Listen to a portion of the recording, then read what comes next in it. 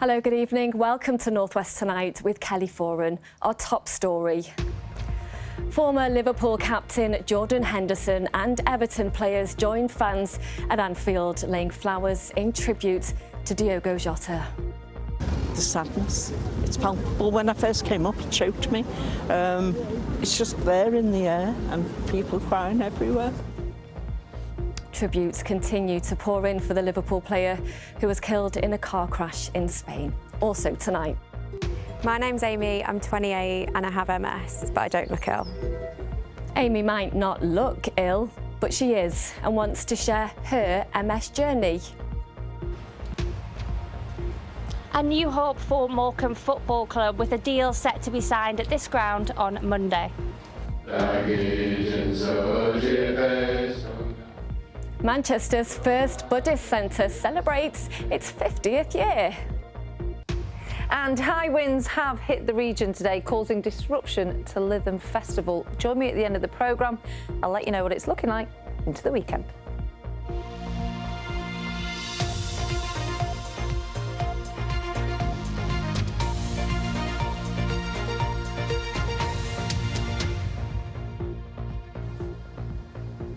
Tributes have continued to pour in for the Liverpool footballer Diogo Jota, who was killed in a car crash in Spain yesterday. His younger brother Andre also died. Current and former players like Mo Salah and Jordan Henderson have shared their grief, and hundreds of people have signed books of condolence. In a moment, we'll hear from our Merseyside reporter Andy Gill, who's been following today's development. But first, let's join our reporter Davinia Ramos, who's at Anfield for us tonight. To get a sense of just how much love and respect there is for Diogo Jota, then you just need to have a look behind me at the hundreds and hundreds of flowers, cards, scarves, balloons that have been laid here all day today. I've been here all afternoon and quite frankly I'm just blown away by just how many people have been arriving here to pay their respects. People have brought their children straight from school here with flowers, with cards to pay their respects. I've seen people in tears hugging each other. The mood here is really peaceful. No chanting, no cheering. People, like what you would normally expect at a football ground, people are so sombre, so grief-stricken. I spoke to one dad and asked him why he'd come, and he said, "This club is my family.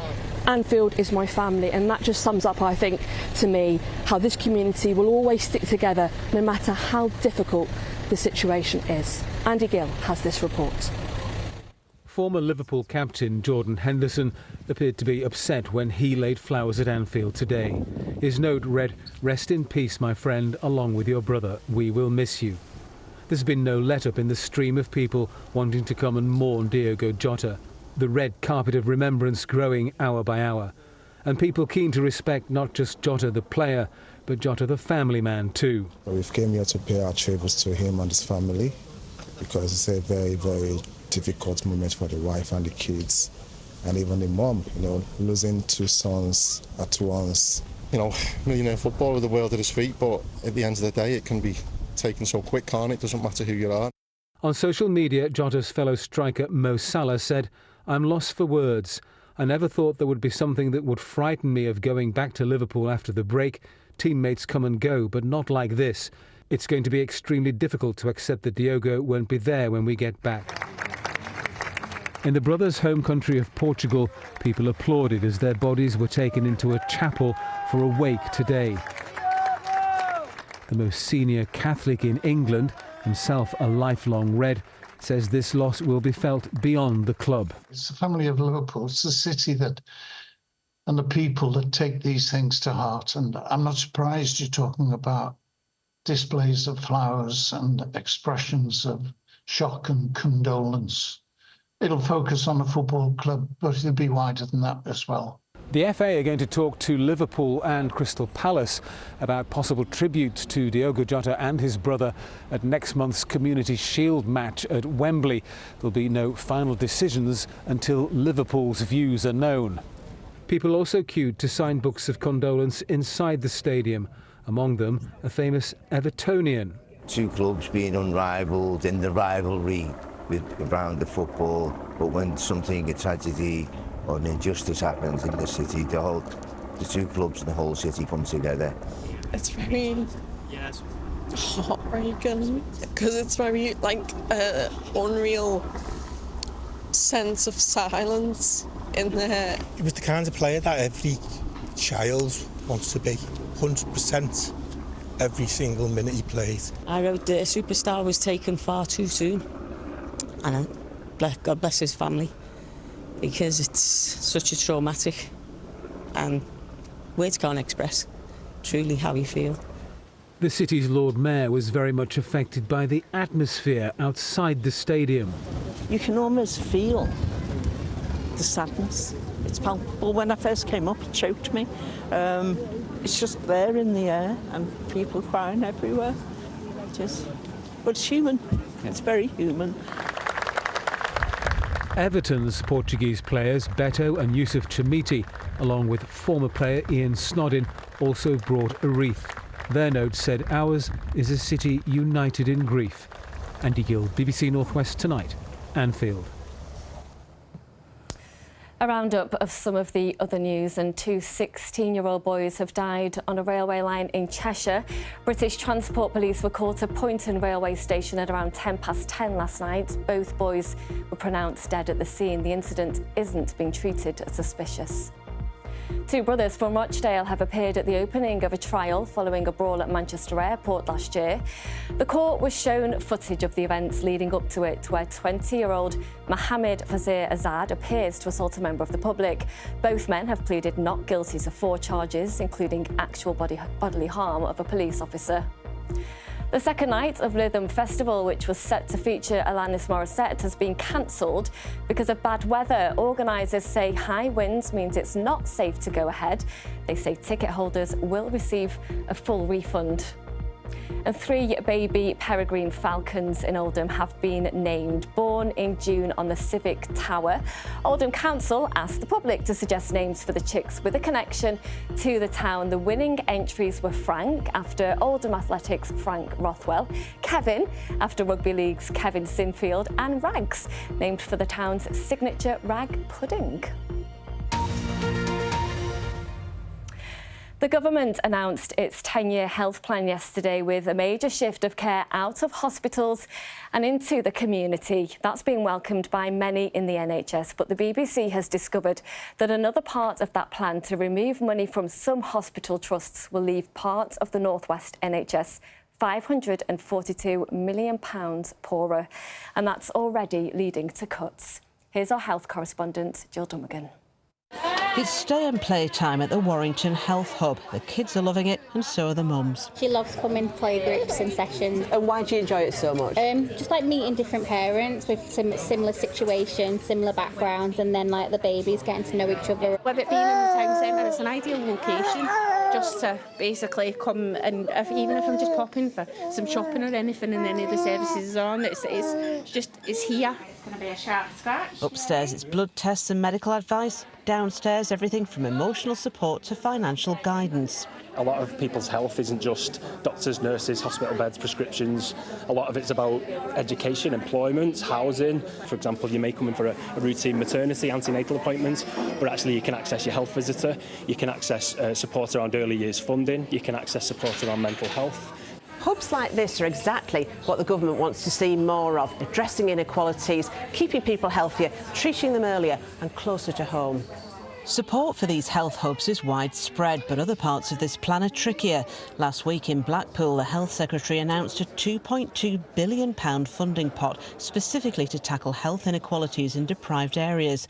The North West has plenty of them, but that £2.2 billion is coming from hospital trusts and other NHS organisations who are overspent. And it turns out our region has plenty of them as well.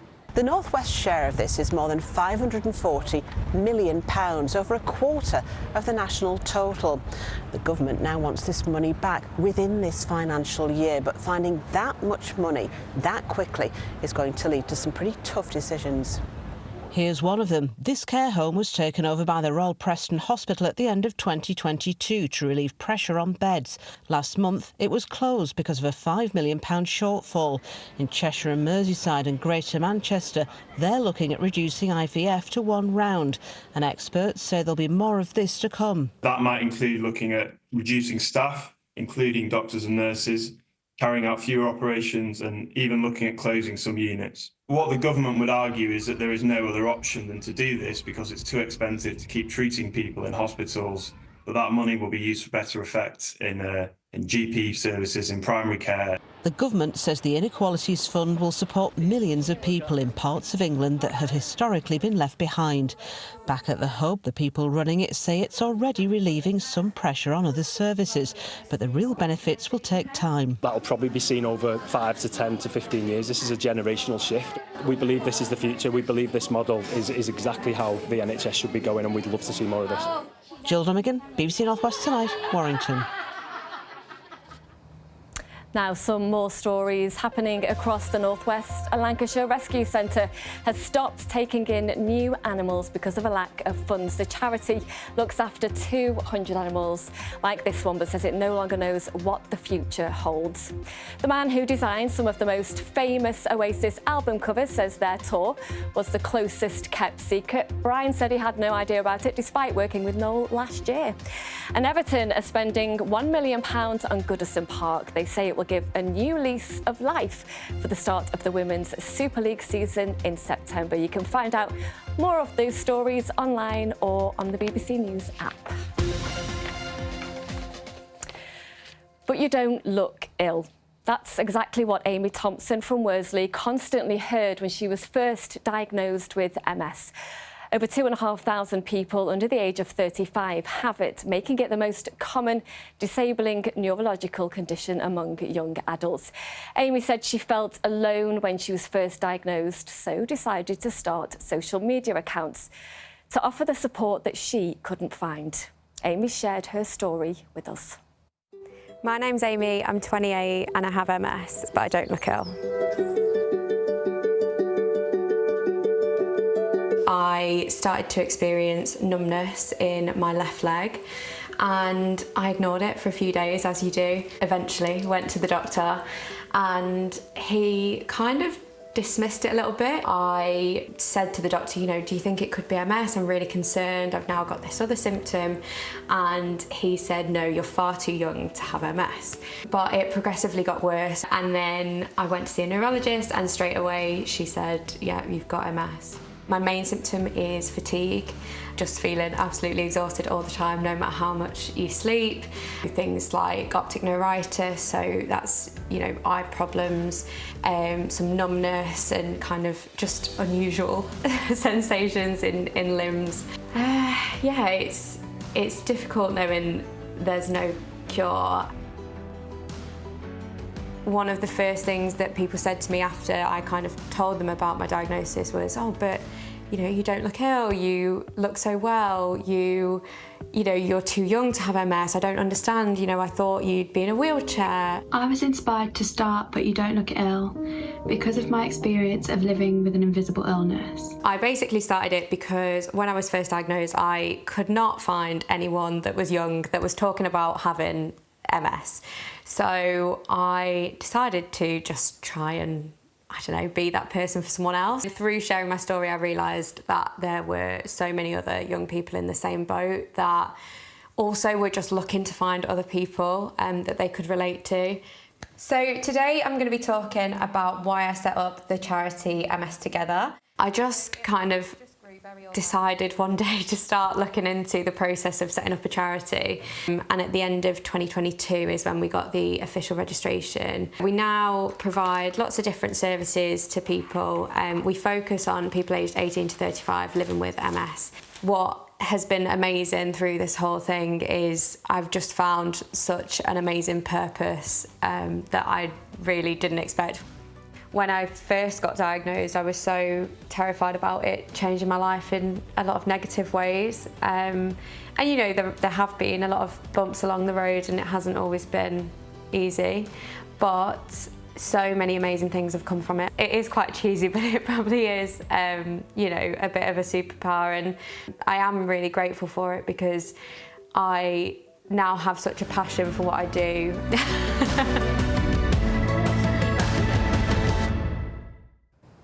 Oh, good for you, Amy. And from superheroes like her to supernovas, Professor Brian Cox is visiting schools and colleges in his hometown of Oldham to inspire pupils to enjoy science. The particle physicist, who's also, of course, a TV presenter and musician, told young people at Oldham Sixth Form College they should pursue their passions. And when I was there in the 1970s, I thought there's no way you can be an astronomer from Oldham. Right? It doesn't work. But of course, I managed to do that. So part of it is saying to these children, whatever you want to be, these are the routes you can take. You can be what you want to be. It sounded a lot more interesting, I think, when he spoke about it like that. It just made me feel like there's more to science than what it seems. I wanted to go into theoretical physics, so hearing him talk about, I guess, like his journey from start to finish was quite inspiring. Right, onto sport. And just as the crisis at Morham FC seemed to be intensifying, the club's long-awaited takeover appears, Ian, to be back on. It does, Kelly. A potentially positive end to a chaotic week, actually, in which Morham has been teetering on the absolute brink. At one point, the board had threatened to place the club into administration if owner Jason Whittingham didn't complete the sale. He then got rid of the board and vowed to take control of the situation. A couple of hours ago, it was announced that a deal has now been agreed between Whittingham's Bond Group Investments and investment company Punjab Warriors. Well, let's now cross to Zoe Toes, who's in Morham for us tonight, and hopefully, Zoe, this can be the good news that supporters have been desperately hoping for. Yes, Ian, well, it is a bit of hope and hopefully a bit of progress. It's been a really busy week, a quite dramatic week as well here at Morham Football Club. We heard earlier in the week how the board threatened to put the club into administration if the owner, Jason Whittingham, didn't sell the club. The board then subsequently resigned, but we have heard today that a deal has been agreed. That's set to be completed next week, and that deal is with Punjab Warriors. I'm joined now by Tanya and Gareth. Tanya is the chair of the Shrimps Trust. You can tell us a bit more about how important this is today. Yeah, it's really important, and a lot has happened. Jason Whittingham of Bond Group announced that they've agreed a sale of the club. We've been here before, so the role of the trust is to fact check that and understand what's happening. We've spoken to Punjab Warriors. They think that the terms are agreed. Our major concern now is the delay until Monday. The staff, the players, the manager are not being paid. They've only had a third of wages, so we're really imploring everybody over the weekend to put in as much effort as possible. We've confirmed with the National League that they can work over the weekend to get this done. So we are hopeful, but we're cautious because we've been here before. 1,000 and odd days we've been here, so we hope it's going to happen. But yeah, we'll see. Yeah, and you know, from a fan perspective, Gareth, you've been a fan for over 20 years now. What kind of impact has all this had on you? It's been a real tough couple of years, not knowing the future direction of the club. We can't look forward to the new season. We can't sign players. So it's been a really worrying time, but fingers crossed we can get this over the line and we can celebrate on Monday evening. And it's something that people have been waiting on as well, because it's been the unknown. Yes, it has been the unknown, and like I said, with lots of false promises and false dawns, and we've had so many times when we think we've finally got the takeover, and then it's not happened. So from a fan's perspective, we just want to get out there in August, support our local team, and fingers crossed we can get that done. Yeah, absolutely, and hopefully it's a little bit of progress for the community here and for fans, and by the end of Monday, Shrimps fans will be hoping that this deal will be complete. Thank you very much, Zoe. We will, of course, revisit this on Monday. Now, they won it on home soil 3 years ago, but can England's women retain the European Championship this time round in Switzerland? Well, we'll get the first indication of their current credentials tomorrow as they play France in their opening game, with several North West players likely to be involved. Scenes forever etched on the collective memory of fans as England's women became champions of Europe. 3 years on, the world's fifth-ranked team are aiming to regain the title, despite being in a so-called group of death with Wales, Netherlands and tomorrow's opponents, France. It has always been there, high expectations, and we have high expectations for ourselves too. We just want to do really well, and we know exactly where we want to go to. In all there is the first game, and yeah, I think for us it's about making the nation proud, just like we did last time, and inspiring girls. our expectations as a group. So it's important to remember that and to know that we are capable of going far. Tournament international retirement of long-standing keeper Mary Earps. England begin their campaign regarded as genuine contenders. So many Northwest people there. Earlier this week, the Isle of Man's Billy Harris made it to the second round of the Wimbledon men's singles. Now his doubles campaign is over, though, I'm afraid. He and partner Marcus Willis were beaten in straight sets by Henry Patton and Harry Helovara 7-6, 6-3 in the round of 32 this afternoon. A couple of big Super League games tonight. Bottom close, Salford Red Devils host Warrington Wolves, while this has the makings of a great game. It's 4th versus 2nd as Lee Leopards host Wigan Warriors, who had this decent late win at Castleford last week. A few weeks ago, we spoke to this man here, the Chorley boxer Jack Catterall, on the programme ahead of his Challengers welterweight contest with the undefeated Harlem Eubank, nephew of Chris and cousin of Chris, at Manchester's AO Arena tomorrow night. Here they are facing off yesterday ahead of that big fight that for Catterall, a former world title challenger, is very much a must-win. Quite a few years back, I was in his position, waiting for that opportunity, chomping at the bit, so this is his opportunity, but I'm here Saturday to prove I've still got it. We had a stinker in the last fight, but I've doubled down, I've been training hard, and I believe I'm a levels above him. Good luck to him. Lancashire Lightning are underway at Northamptonshire Steelbacks in the T20 Blast right now, Kelly, with two of the big guns back, England internationals Joss Butler and Phil Salt. Good stuff. Thank you, Ian. We'll have the results from that on the late bulletin tonight. So we'll have the weather in a moment, but you may have been following Kay gallivanting across the northwest, stopping off at 25 places along the way. She's in the studio with us shortly, but has been to visit Manchester's first Buddhist centre, which opened 50 years ago. It's been described as a place of significant local and national importance. Here's Kay with more. Buddhism is a way of life. It's something that offers me structure and an outlook, hope, a way of connecting and adding value to my life, making my life meaningful. Yeah, making my life meaningful, making this time that I have, this human life that I have, mean something, to affect others in a way that is positive for them and conversely positive for myself, because when we act positively, it does have a positive effect on ourselves. At the heart of Kagyu is the Sangha, the community of Buddhist practitioners. They regularly meet to meditate, reflect and spend time together, both young and old. I like coming here to relax, and I feel here like when I come here I feel like it just opens my space a little more. So there's a vision for the future really, and that's the, to be honest, that's the children. And it's really lovely that the children have been here today and you've met with some of them, because often you see in religious traditions that they pass through the children. And we're hoping, who knows, that children will find this a comfortable tradition, they'll be able to make sense of it and they'll make it their own.